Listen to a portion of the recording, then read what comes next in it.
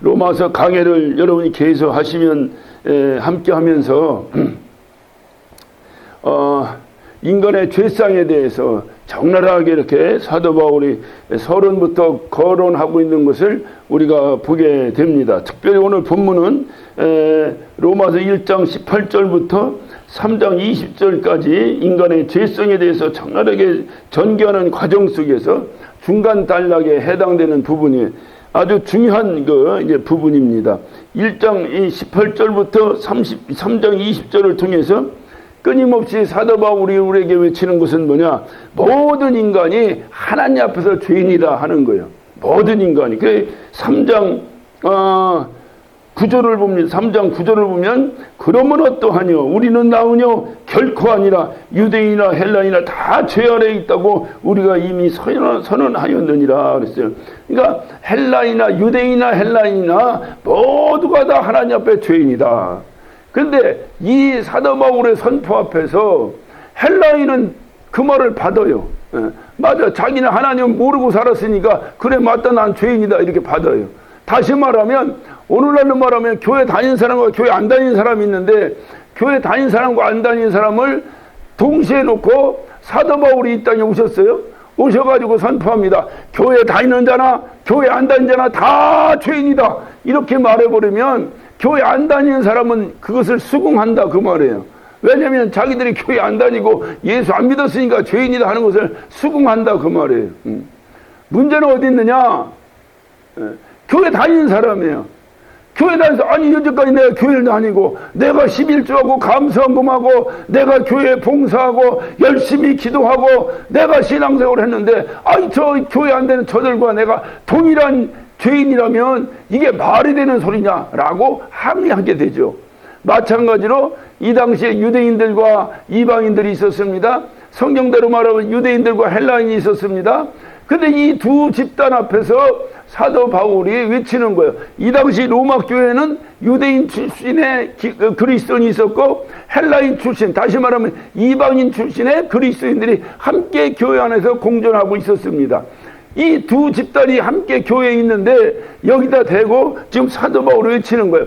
그냥 모두가 다 유대인이고 헬라인이고 말할 것 없이 모두가 하나님 앞에서 죄인이다 라고 말하니까 헬라인은 그것을 수긍을 하는데 로마인이 불만이 생긴 거예요. 아니 무슨 얘기하는 거냐? 우리는 하나님으로부터 특별히 선택을 받은 자요, 그래서 율법을 받은 자요, 이제까지 율법을 지키고 선하게 행동해오고 하나님을 율법을 통해서 내가 알고 하나님을 의지하고 하나님께 제사 지내고 이렇게 내가 성실하게 살았는데 저 지옥의 불쏘시개 감 정도밖에 안 되는 저 헬라인들과 우리가 동일하게 죄인이라니 그게 말이 되느냐 라고 항의를 할 것입니다. 이렇게 항의하는 그들에게 오늘 사도 바울이 말하는 거예요. 결코 그렇지 않다. 너희도 이방인들보다 더 낫지 않다. 너희들이 이방인보다 더 나은 것 같지. 그렇지 않다. 이방인들은 아주 아주 지옥의 불쏘시개감 같은 죄인인데 유대인인 너희도 그들보다 결코 낫지 않다 그 말이에요. 결코 낫지 않다라고 하는 것을 오늘 말씀하시는 거예요. 그 17절부터 봅니다. 17절부터 보면 유대인이라 칭하는 내가 율법을 의지하여 하나님을 자랑하며, 그래서 유대인이라 칭하는 내가, 유대인이라 칭하는 내가, 이 말은 무슨 얘기냐면 유대인이라고 스스로가 의시되는 내가 그 말이에요. 유대인들이 얼마나 의시됩니까? 그래서 이 성경은 유대인들의 영적 교만을 신랄하게 비판하고 있는 거예요. 특히 사도 바울은 본인이 유대인 출신이잖아요. 본인이 율법 아래 있었던 사람이잖아요. 본인이 율법 중에서 율법이요, 율법사 중에서도 율법사라고 자처했던 사람이잖아요. 그렇게 살다 보니까 그 유대인들의 허점과 유대인들의 문제가 무엇인지를 잘 알고 있었던 거예요. 그래서 사도 바울이 이렇게 자신있게 외치는 겁니다. 유대인이라 칭하는 내가, 다시 말하면 너희들 스스로가 유대인이라고 생각하고 유대인이라고 스스로가 자부하고 유대인이라고 스스로가 뽐내고 다니는 내가 그 말이에요. 오늘날로 말하면 우리는 교회 다닌다고 하는 우리가 그 말이죠. 그러니까 유대인이라고 내가 율법에 의지하여 하나님을 자랑하고 너희들 입술로는 율법에 의지해서 하나님을 자랑하고 율법의 교훈을 받아 하나님의 뜻을 알고 지극히 선한 것을 좋게 여기며 내가 율법에 있는 지식과 진리의 규모를 가진 자로서 소경의 길을 인도하는 자요 어둠에 있는 자의 빛이요 어리석은 자의 훈도요 어린아이의 선생이요 이렇게 인정받았다는 것이 아니라 어린아이의 선생이라고 스스로 믿는다. 스스로 남들이 인정하는 게 네 스스로 그렇게 생각한다. 네 스스로 그렇게 생각하는데 의시되는데 21절입니다. 그러면 다른 사람을 가르치는 네가 네 자신을 가르치지 아니하느냐. 사도 바울이 그러면 반전이죠. 네 스스로가 이렇게 훌륭하다고 생각하는데 그러면서 내가 어리석은 자의 훈도요 어린아이의 선생이라고 그렇게 스스로 자부하면서 다른 사람은 그렇게 어린아이도 가르치고 다른 사람들의 어리석은 자의 훈도 노릇을 한다고 하면서 네 자신은 가르치지 않냐 그 말이에요. 네 자신은 가르치지 않냐. 아주 신랄하게 유대인들을 비판하고 있는 것입니다. 다른 사람들한테는 야 어리석게 살지 말아라 너희들 그렇게 살면 안 된다 라고 가르치면서 그 가르침이 너는 안 가르치느냐 너는 그러면서 하는 얘기가 뭡니까 바로 이 도둑질 하지 말라 반판은 내가 도둑질 하느냐 사람들에게는 너희들 도둑질하면 안 된다 하나님께서 우리에게 계명을 주셨는데 남의 물건을 탐하지 말라고 했다. 그러니까 너희들 남의 물건 탐하면 안 된다. 라고 유대인으로서 가르치면서 너는 왜 남의 물건 도둑질 하느냐 그 말이에요. 간음하지 말라고 말하는 내가 간음하느냐. 남들에게는 간음하지 마라. 그것 주님이 우리에게 정하신 율법이다. 라고 가르쳐 놓고 너는 간음하고 다니느냐. 우상을 가증 여기는 내가 신사의 물건을 도둑질하느냐. 절대로 우상 숨기면 안 된다. 하나님이 제일로 신뢰하시는 것이고 우리 하나님은 질투의 하나님이시다 라고 가르친 내가 신사의 우상을 훔친다 이 말이야. 율법을 자랑하는 내가 율법을 범함으로 하나님을 욕되게 하느냐. 그러니까 나는 율법으로 사는 자요. 나는 율법으로 하나님의 자녀요. 하나님의 택함받은 자요. 바로 이 율법을 지킴으로 나는 하나님부터 선하다 인정받았다 라고 자부하는 네가 율법을 지키지 아니한다 이 말이에요. 그러면 그렇게 얘기하는 자가 율법을 지키지 않는다. 다시 말하면 언행이 일치하지 않는다. 겉과 속이 다르다. 이중적이다. 뭐 여러 가지 비판을 받을 수가 있겠어요. 그 자신이. 문제는 사도 바울은 그 자신의 비판을 말하는 것이 아니라 그렇게 내가 그렇게 율법으로 살려고 산다고 하는 내가 나는 하나님의 법을 받았고 나는 하나님의 택함 받았다고 하는 내가 그렇게 자부하는 내가 내 스스로가 그렇다고 의시되는 내가 그 율법대로 살지 않으므로 내 자신이 나쁜 놈이다 이게 아니라 그렇게 살지 아니하므로 내가 하나님을 욕되게 했다는 거예요. 이것이 사도 바울을 통탄하게 만드는 거예요. 저희들 요즘은 아이들에게 그런 얘기들을 잘 안 합니다. 뭐 교육학적으로 그게 좋은지 나쁜지 어쩌니 저쩌니 뭐 해서 안 합니다. 여러분 요즘 아이들 이렇게 그런 거 보면 조금 배짱이 안 맞죠? 안 맞죠 조금? 그렇게 뭐라고 얘기하면 바로 꼰대라고 합니다. 세대체이라고 합니다. 말을 못해요. 아무 소리야. 그냥 이쁘다고만 해야 돼. 이쁘다고만. 잘못해도 이쁘다고 하고 잘해도 이쁘다고 해야 돼. 그리고 뭐라고 말을 못합니다. 그런데 예전에 우리들 컸을 때는 뭐를 조금만 잘못하면 야 뭐라고 말합니까? 너 아버지 체면 생각해야지. 그것 때문에 저는 그 소리를 아주 많이 들었어요. 뭐 하면 아버지 얼굴에 똥칠하고 다니면 안 된다. 어쨌든 이 한국 사람들은 유교적 백그라운드를 가지고 있다 보니까 이 체면 문화가 아주 강해요. 체면 문화가. 그래서 웬만하면 자기 가정을 이렇게 오픈하지 않아요. 그냥 이렇게 바깥에서 공적으로 만나기로 하지 내면적인 것을 잘 오픈하려고 안 해요. 있는 그대로 편하게 서로 만나고 이렇게 하면 되는데 사실 그렇게 만나도 너나 나나 똑같거든. 근데 자꾸 이렇게 치장한 상태에서 만나기를 원해. 서로 잘 이렇게 흔히 젊은 애들 말대로 하면 생얼로는 안 만나려고 그래. 다 뭔가 이렇게 분장하고 만나려고 해요. 이게 왜냐하면 유교적 백그라운드에 의한 아주 치명적 한국이에요. 그래서 어떤 그 교수가 쓴 책이 있어요. 공자가 죽어야 한국이 산다. 이게 뭐냐? 체면문화. 이 체면, 그래서 모든 일을 다 이 얼굴에 빗대어서 얘기해요. 얼굴값 해라. 무슨 뭐 얼굴에 똥칠하지 마라. 무슨 뭐 체면, 면이라는 게 얼굴을 얘기하는 거거든요. 면구가 합니다. 뭐 여러 가지 얘기를 이렇게 해요. 그런데 우리가 그러니까 자식된 놀이로 네가 함부로 살면 너 이놈 아주 나쁜 놈이야 이렇게 듣는 것을 끝나면 상관이 없는데, 내가 나쁜 놈이야가 아니라 저놈이 네 집 자식인가 이렇게 소리를 듣는다 이 말이에요. 그래서 아버지를 오늘 여기대로 하면 아버지를 욕되게 한다 그 말이죠. 그러니까 유대인들이 율법주의자요, 율법으로 살아요, 나는 선택받은 자요, 나는 거룩한 자요, 저 이방인들은 지옥의 불쏘시개 까며 이렇게 떠들면서 그리고 그들에게는 야, 이 이방인들이야 도둑질하지 마라 이놈들아 간음하지 마라 이놈들아 라고 가르치고 떠들면서 너희들 자신은 왜 도둑질하고 너희들 자신은 왜 간음하고 너희들 자신은 왜 우상숭배하느냐 그 말이에요. 이건 오늘날 지도자들에게 신랄하게 비판의 대상입니다. 우리도 그런 아픔 때문에 오늘날 이렇게 아픔을 겪고 있는 거예요. 사도 바울이 이거는 2000년 전에 로마 교회에 있는 유대인 출신의 그리스도인들에게 아주 신랄하게 비판하고 있는 것입니다.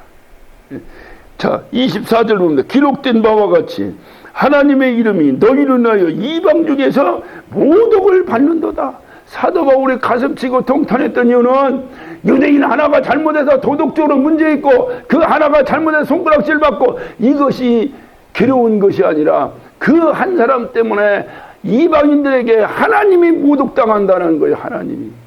오늘날 우리가 교회 다닙니다. 교회 다니는 우리가 뭔가를 잘못했어요. 우리도 잘못할 수 있죠. 얼마든지 할 수 있죠. 그런데 문제는 뭐냐? 우리가 잘못하면 교회 안 다니는 사람들이 뭐라고 말하냐? 제가 교회 다니는 것도 저런다. 뭐 하나님이 있으면 저것들 저렇게 살겠냐? 이런 식으로 바로 하나님이 모독당한다 그 말이에요. 그것을 사도 바울이 오늘 여기서 가슴을 치면서 이들에게 호소하고 있는 것입니다. 그러니까 스스로 하나님의 백성이며 율법을 잘 행한다고 하면서 율법이 그만한 일은 혼자 뒷구멍으로 다 하고 다니니 너희들을 통해서 하나님이 모독당하고 있다. 이것을 사도 바울이 통탄하고 있는 것입니다.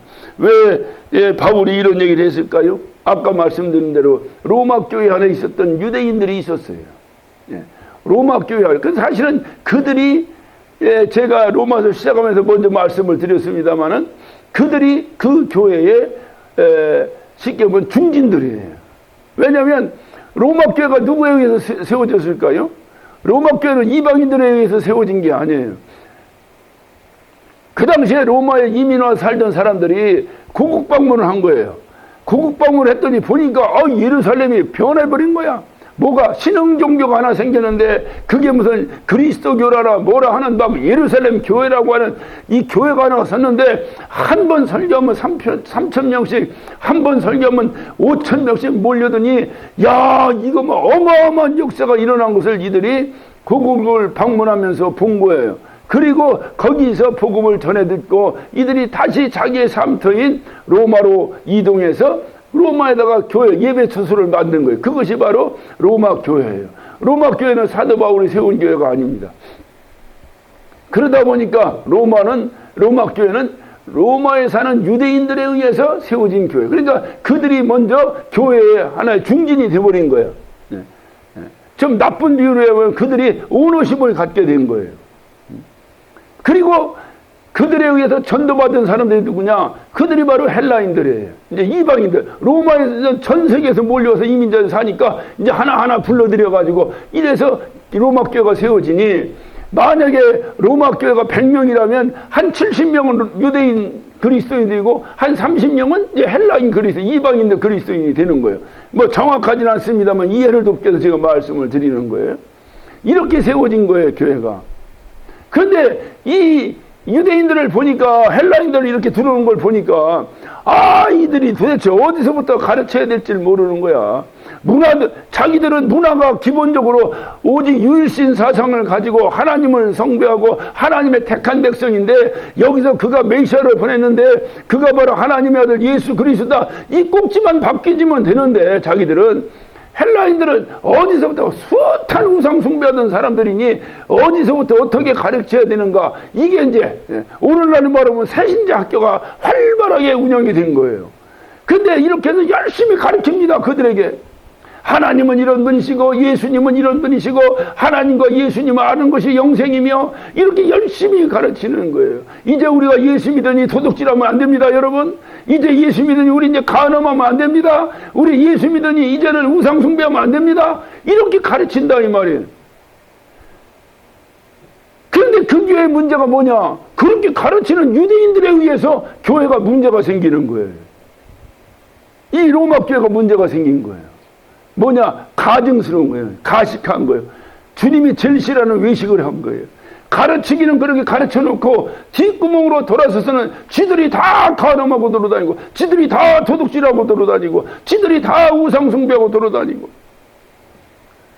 그 로마의 교회를 향해서 이 사도 바울이 그냥 공부를 한 거예요, 공부. 그래서 이렇게 신랄하게 선의를 가는 거예요.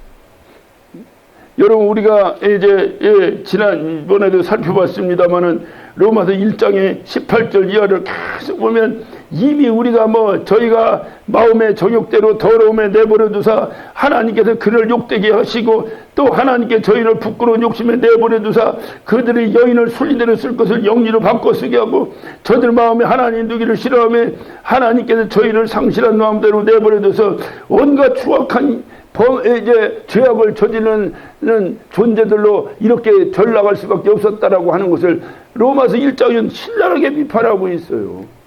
근데 이게 2000년 전의 일이 아니라, 이 죄라고 하는 것은요, 이 죄라고 하는 것은 이 세상 없어지기 전까지는 이 죄가 없어지질 않아요.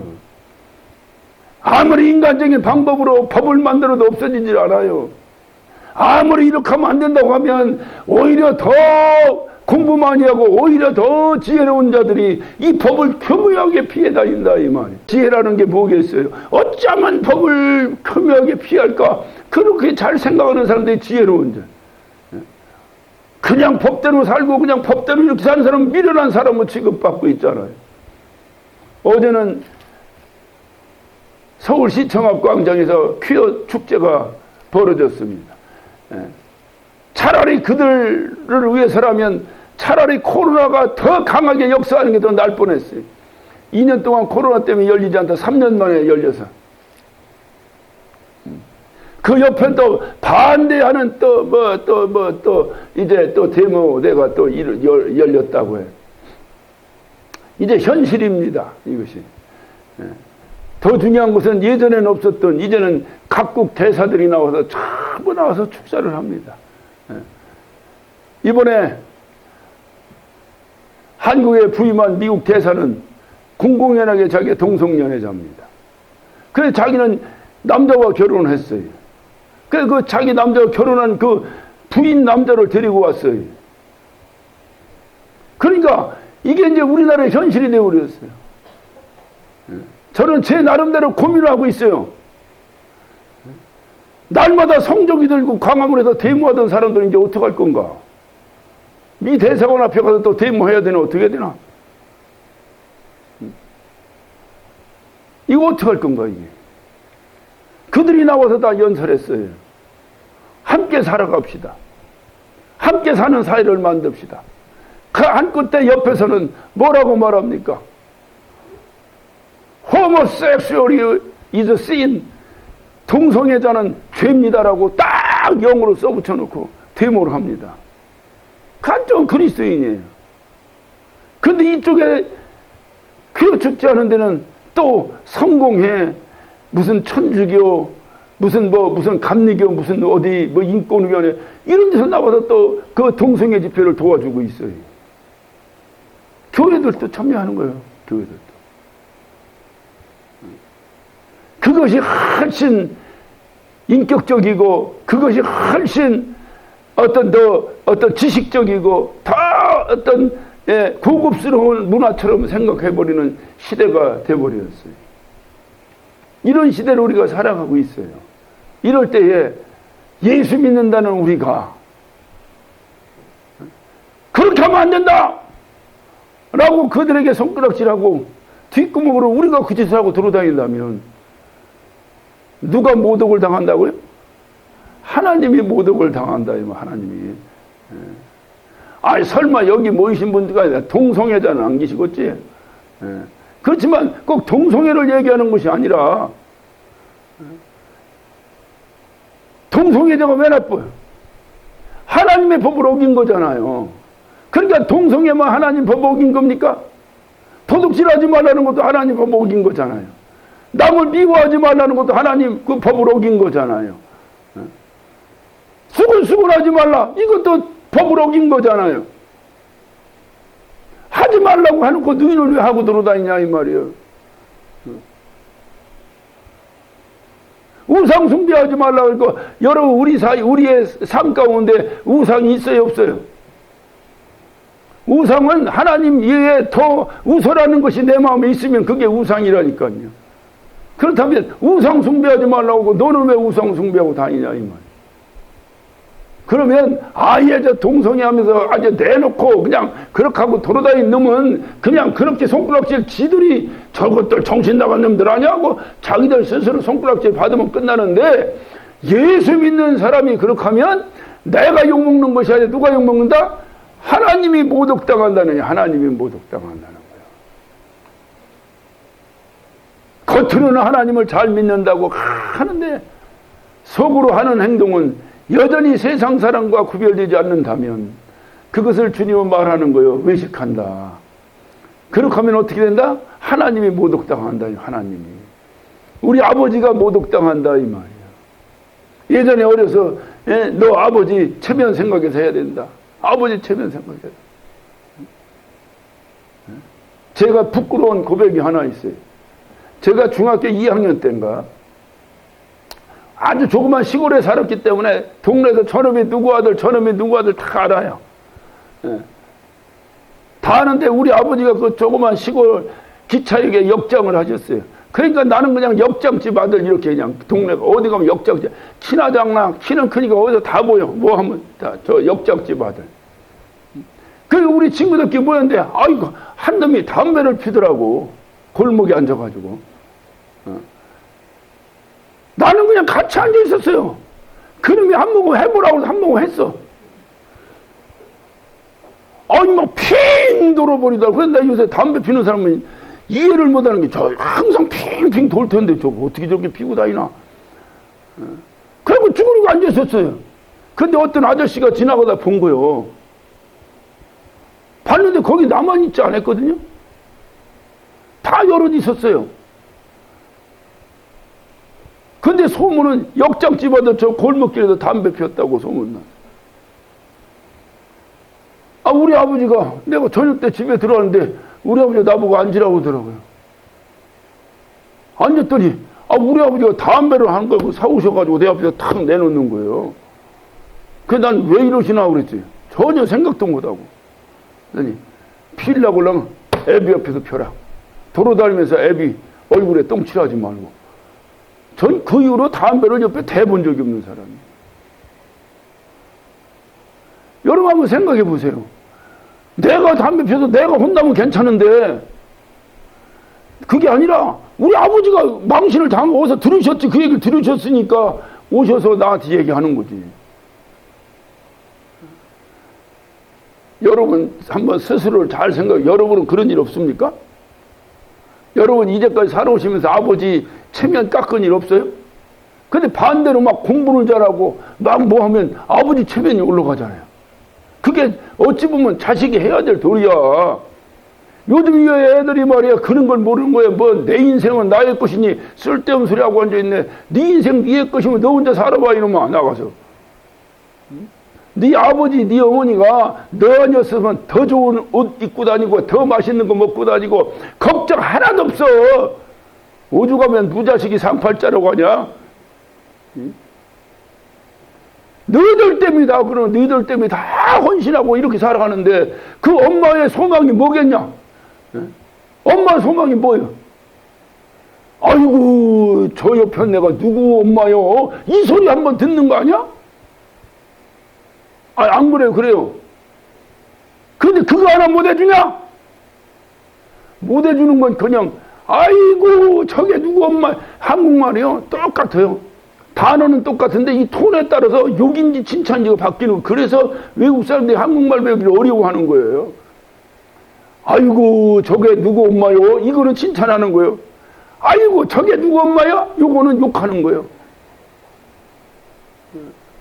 왜 똑같이 자식을 길러? 그러면 손가락질 당하게 하는 자식은 그 엄마가 내팽개치고 길렀나요? 아니잖아요. 그럼 때문에 내가 내 입에 들어갈 거 하나를 안 먹은 거잖아요. 그럼 때문에 내가 어떤 권사님 그래. 아유 나는 일생 사는 동안 새워진 옷은 한 번도 못 사 입어봤어요. 다 엎어진 옷만 사 입었어요. 그래. 그래 처음에 그 얘기는 뭔 얘기인가 그랬어. 그랬더니 보니까 새워진 옷이라는 건 뭐냐면 좋은 옷은 이렇게 말에 기계에다 세워서 이렇게 입혀놨대야. 백화점에 가면. 그러니까 자세히 가서 한번 봐봐요 한번. 그런데 싸구려 옷은 다 뉘어놨대야. 자판에 뉘어놓고 판대야. 그래서 뉘어진 옷은 사 입어봤지 새워진 옷은 못 사 입어봤대야. 어때요? 그거 여러분들 간증 아니야? 여러분들 뭐가 부족해서 새워진 옷은 못 사 입었어요? 자식이 피누라고. 자식이. 그러는데 그 자식을 통해서 아이고 누구 엄마야 이 소리 한번 들어야 될 거 아니요. 설교야 아쉬우면 들어야 될 놈들이 없다는 거예요. 들어야 될 놈이 들어야 되는데 안 들어도 될 사람들이 듣는 것이 이게 문제예요. 어떻든 성령께서 역사하실 줄로 믿습니다. 그냥 우리 부천의 그냥 자녀들은 다 그냥 아버지 어머니의 체면에 세워지는 그냥 이런 자녀가 될 줄로 믿습니다. 오늘 사도 바울은 그것을 안타까워하는 거예요. 너희들 잘못한다고 손가락질 받는 건 아무렇지도 않다. 문제는 뭐냐? 하나님이 모독받는다. 그런데 이런 얘기를 하면서 갑자기 사도 바울이 화제를 바꿉니다. 25절에 보니까 갑자기 할례 얘기를 25절 내가 율법을 행한 적 할례가 유익하나 만일 율법을 범한 적 네 할례가 무할례가 되느니라. 갑자기 할례 얘기를 꺼내요. 이게 무슨 얘기입니까?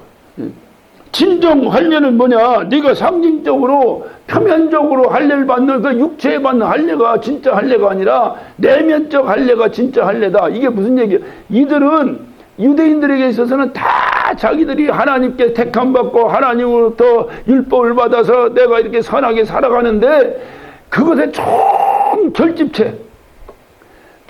결집체의 표식이 바로 뭐냐? 그것이 할례예요. 그래서 이들은 할례를 받은 것을 구원의 표로 생각한 거예요. 아니지 구원의 방편으로 생각한 거예요. 할례를 받아야 구원받은 자라는 거예요.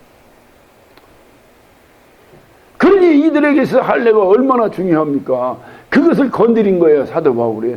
니들 육체에 할례 받았다면서 니들이 구원받은 놈이냐? 아니라는 거야. 아니라는 거야. 그럼 뭐가 진짜냐?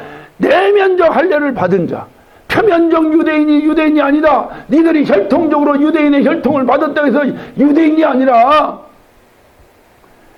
내면적 유대인이 진짜 유대인이다. 그러니까 가식하지 않고 살려가는 자가 진짜 율법이 없이 율법을 지키는 자가 진짜 율법을 지키는 자지 율법을 가지고 있으면서 율법을 지키지 않는 건 그거는 가짜 유대인이다 그 말이. 그것을 신랄하게 얘기하면서 할례 문제를 거론하고 있어요. 바울이 말하고 있는 할례는 바로 뭡니까? 마음의 할례를 받는 걸 말한다. 마음의 할례를. 어떤 의미에서는 그리스도인은 하나님의 나라와 어떻든 이제 이게 하나님의 어떤 그 의지하고 살아가는데 우리가 생각할 때에 마음의 할례, 다시 말하면 육체의 할례를 받고 나서 니들이 그 율법대로 살지 않는 것보다는 차라리 그거 말고 마음의 할례를 받는 것이 참된 할례가 된다. 본문에 의거하면 성령의 할례를 받은 사람들은 바로 이들이 바로 이면적 유대인이요. 바로 이들. 예. 니들 말이야 뭐 유대인이랍시고 뭐 껍죽껍죽대고 하는데 그러면서 뒷구멍 다 죄짓고 들어다 이거 진짜 유대인 아니다. 차라리 유대인 아닌 자가 하나님 앞에서 죄 안 짓고 사는 것, 그 자가 진짜 유대인이다. 그 얘기를 하고 있는 거예요. 제가 수요일 날도 잠깐 강의하면서 잠깐 말씀을 드렸습니다마는 어떤 의미에서 보면 우리 그리스도인들을 여러분 생각해요. 우리가 그리스도인은 하나님의 자녀예요. 하나님 나라의 시민권을 가진 자. 다시 말해 하나님 나라 사람들이에요. 근데 하나님의 나라 사람들인데 이 육체가 여전히 세상에 이 땅을 밟고 살고 있어요. 여러분 경계인이라고 하는 얘기를 들어보셨나요? 경계인. 유명한 어떤 분이 책도 나와 있어요. 서점에 가면 경계인이라는 책도 있어요. 경계인이라는 책을 보면 어떤 한마디로 얘기하면 뭐냐? 내가 내 소속, 내 아이덴티티, 내 본질감이 무엇인지를 모르고 살아가는 자들이에요. 특히 이민자들을 보면 이민자들이 다 경계인들이에요. 내가 한국 사람인지 미국 사람인지 답을 못해요. 저는 근본적으로 서류상으로 내셔널리티, 국적이 어디냐 물으면 미국 사람이에요. 그런데 누가 물으면 한국 사람이라고 얘기해요. 그러니까 네가 미국 사람이냐 한국 사람이냐 이 말이야. 이게 경계에 서 있는 경계. 이 보드에 딱 걸려 있는 거예요. 경계. 이걸 경계인이라고 말해요. 근데 저희들은 뭐 1세대니까 전혀 그런 갈등이 없이 살아가는데 1.5세나 2세들은 이 경계인에 대한 갈등이 참으로 심해요. 그래서 심지어는 이 아이들의 성장 과정에서 어떤 삶의 목표가 흔들리기 시작합니다. 내가 미국인으로 살아가야 되는 건지 한국인으로 살아가야 되는 건지. 집에 오면 한국 사람이라고 하는데 나가면 미국 사람으로 살아가니 내가 어떻게 뭐를 어떻게 하고 살아가야 될 것인가, 이거에 대해서 상당히 흔들려 있어요. 그래서 제가 교회에서도 청소년들에게 또 학생들에게 어떻든 가서 말씀 전하고 할 때마다 제가 설교하고 또 강의하고 특강하고 할 때마다 제가 하던 이제 내용이 있었어요. 한국 사람들은 혈통주의입니다. 혈통주의. 그래서 이렇게 보면은 막 4대조, 뭐 5대조까지 따져가지고 한국인의 피가 요만큼만 섞였으면 여러분 혼혈돼가지고요 2대 3대 내려가면 그는 우리나라 사람 아니에요. 전혀 생김새도 다르고요 말도 못하고 이게 뭐 이미 이제 그쪽 나라 된 놈들이에요. 그런데도 한국에서 뭐라고 그래요? 저 점조 할아버지가 한국인이라고 또 한국계라고 막 여기서는 한국 사람처럼 선전해 버리잖아요. 왜냐면 한국 사람들은 혈통주의이기 때문에. 옛날에 골프 선수가 있었어요. 미셸 루이라고. 미셸 루이는요, 미국 선수예요. 미국에선 다 미국 선수라고 다 그렇게 중계방송 하거든요. 근데 한국에 오면 한국 선수라고 중계방송을 해요. 걔는 미국 아이예요. 그러니까 이게 이제 이렇게 걔가 이제 그런 애들을 경계인이라고, 경계인. 요쪽인지 나쁜 뜻에 양다리 걸치고 있으니 내가 과연 어떻게 살아야 될 것인가. 이런 의미에서 그리스도인들을 볼 때 그리스도인들이 경계인이에요. 본질상은 나는 세상 놈인데 예수 믿고 하나님 나라로 이민 갔는데 또 삶이는 또 여기 이 땅에 살고 있네. 그럼 나는 대체 어디 사람인가? 물어보면 하나님 나라 사람이라고 대답은 하는데 실질적으로 삶의 모습은 어디로 살고 있어요? 세상적으로 살고 있어요. 그러니 나는 과연 구원받은 사람인가? 서부터 시작해서 나는 과연 진짜 하나님의 자녀가 맞는가? 이게 경계인이에요. 이게 경계인. 우리가 살아오면서 얼마나 그런 갈등이 많아요. 중요한 것은 뭐냐? 누구나 그렇다는 거예요. 여기는 목사도 그래. 나는 목사니까 날마다 구름받고 살아갑니까? 아니야. 나도 목사지만 어느 때는 세상 사람과 동일한 목표를 가지고 내가 거기에 관심 갖고 거기에 욕심 갖고 살 때도 있어요. 가슴이 뜨끔뜨끔할 때가 한두 번이 아닙니다. 그러니 여러분은 어떻겠어요? 우리의 주인이 누구예요? 에? 예수님이에요? 근데 그 예수님이지. 근데 그 이론 아니에요 혹시? 여러분 살아오면서 정말 여러분의 삶의 주인이 예수님 맞아요? 경계인이에요, 경계인. 목사 입장에서는 이 내용을 설교하기가 더 힘들어요. 오직 우리의 주님은 예수님입니다. 예수 의지하고 사세요. 설교하고 가르쳐놓고 너는 살아가는 삶이 뭐냐? 라고 물어본다면 저도 여기서 자유로울 수가 없는 거예요. 혹시 여러분의 주인이 예수님이고 여러분의 어떤 인도자가 예수님이라고 믿으면서도 혹시 여러분이 이 땅을 살아가는 동안에 혹시라도 세상의 그 무엇이, 세상의 지혜가, 세상의 지식이, 세상의 경험이 혹시 여러분의 삶을 인도하고 있지는 않는가요? 여기에 자유로울 수 있습니까? 그러니까 이게 예수 믿는 건 예수 믿는 거 따로 그냥 교회 나와서 그냥 교회 나오는 거야. 그러니 이게 교회 나오든 안 나오든 내 삶이 동일하니 교회 나오는 거 쉽겠어요? 힘든 거요. 그런데 어떤 사람은요, 이 세상의 모든 사람이 그렇게 살아갑니다. 그렇게 살아가는데 어떤 사람은 그렇게 살아가는 것을 괴로워해. 내가 하나님의 자녀인데 왜 내가 이렇게 살아가야 되는가? 내가 하늘나라에 소망 가지고 살아야 되는데 왜 내가 세상의 욕망을 가지고 이렇게 여전히 이렇게 살아가고 있는가? 양심이 그 사람을 친 거예요. 그 사람은 그 다음 행동이 뭐겠어요? 주여, 나를 용서해 주세요. 내가 주님 의지하고 주님의 자녀라고 날마다 고백하는데 나가 살다 보면 주님의 자녀인지 세상의 자녀인지 구별할 수 없이 살아가고 있으니 주여, 나를 용서하여 주시옵소서. 이렇게 살아가는 자가 참 유대인이다 그 말이에요. 이렇게 사는 자가 참 할례 받은 자다 그 말이에요. 너 하나님의 자녀네 하고 돌아다니면서 엉뚱한 짓이 하고 돌아다니고 나는 죄가 없네 이런 개떡 같은 소리 하지 말고 내가 그렇게 살지 못한 것을 항상 주님 앞에 나와서 하나님 나 좀 용서해 주세요. 아유 나 좀 빨리 이 땅을 떠났으면 좋겠어요. 왜? 이 이중적인 삶을 언제까지 해야 되겠습니까? 이런 갈등이 저와 여러분 가운데 있어야 되지 않겠느냐 그 말이에요.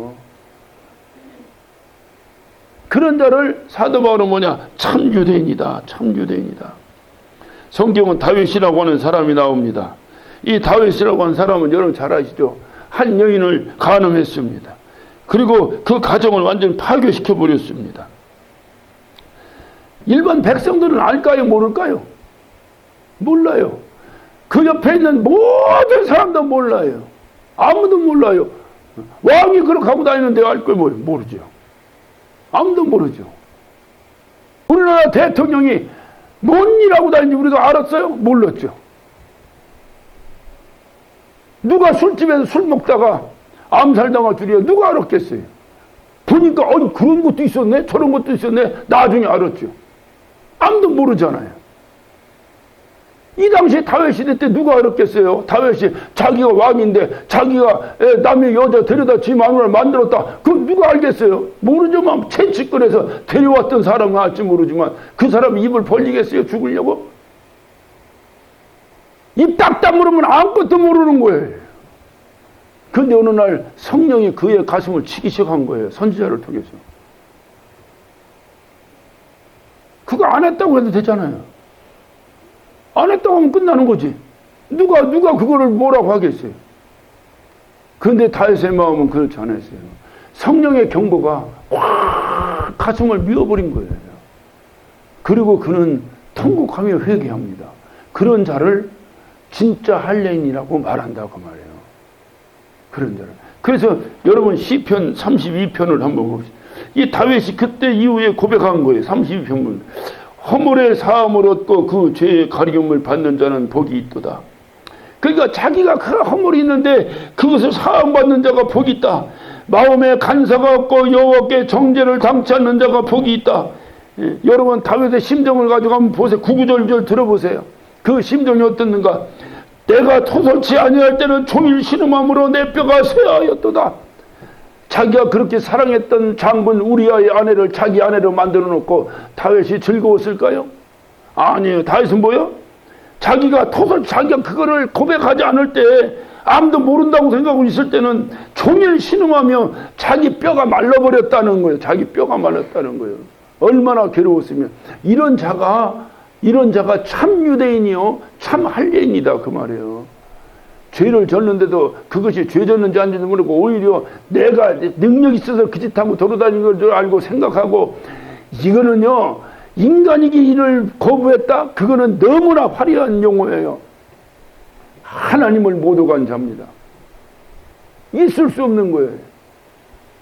자, 주의 손에 주야로 나를 누르시오니 내 친액이 화하여 여름 가뭄에 마름 같은. 야, 얼마 전까지 우리 가물어 가지고 곡식이 안 됐다며 여름 가뭄에 내가 마르는 것 같다라는 거예요. 하나님의 그 중압감이, 하나님의 내가 은혜를 받아 왕까지 됐는데 내가 이거 하나님을 못 오가는 거 아니야. 간음해가지고 이것을 고백하지 않고 몰래 숨기고 살 때는 여름 가뭄에 그냥 메마른 것 같고 하나님이 짓눌러.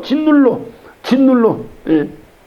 그래서 정말로 고통 가운데 있었다 이 말이에요. 자, 5절 봅니다. 내가 이르기를 내 허물을 여호와께 자박하리라 하고 내가 주께 내 죄를 아뢰고 내 죄악을 숨기지 아니하였더니 곧 주께서 내 죄악의 악을 사하셨나이다. 드디어 주님 앞에 고백하고 용서해달라고 하니 주님께서 자기 죄를 용서해 주셨다. 그래서 1절 얘기하는 거예요. 사함을 받은 자는, 정말로 그 죄의 가리움을 받은 자는 뭐하다? 복이 있다. 얼마나 그가 자유함을 얻었는지. 이런 자를 참 유대인이요 참 할례 받은 자라, 이면적 유대인이요 마음의 할례를 받은 자라고 말한다 그 말이에요. 말씀을 마무리하면서 이게 다 누구에게 한 얘기입니까? 2000년 전에 로마 교회에 있던 유대인에게 할 얘기입니까? 아니면 오늘 우리에게 한 얘기입니까? 유대인이라 칭하는 대가, 오늘 본문엔 대가 계속 나옵니다. 21절은 가르치는 대가 모두가 단수형으로 나옵니다. 바로 나를 지칭하는 거예요. 성령 하나님께서 오늘 본문을 통해서 우리에게 질문합니다. 예수쟁이라고 하는 대가 세상에서 어떻게 살고 있느냐라고 묻고 있어요. 여기에 대한 답을 여러분 스스로 한번 해보시기 바랍니다. 나는요 떳떳하게 살고 있어요 이러는가, 아니면 주여 나를 용서하여 주시옵소서라고 말할 수밖에 없는가, 주님만 의지하고 살아가고 있는가, 아니면 다른 세상법이 우리의 삶을 지배하고 있는가. 애통해야 됩니다. 가슴을 쳐야 됩니다. 내 안에 또 다른 세상 법이 힘쓰지 못하도록 성령의 도움을 날마다 간구해야 할 것입니다. 이러한 우리의 모습이 바로 마음의 할례를 받은 자요, 바로 내면적 유대인이요 하나님의 진정 자녀가 되는 것입니다. 우리 모두가 이러한 애통함이 있으시기를 예수 이름으로 축원합니다.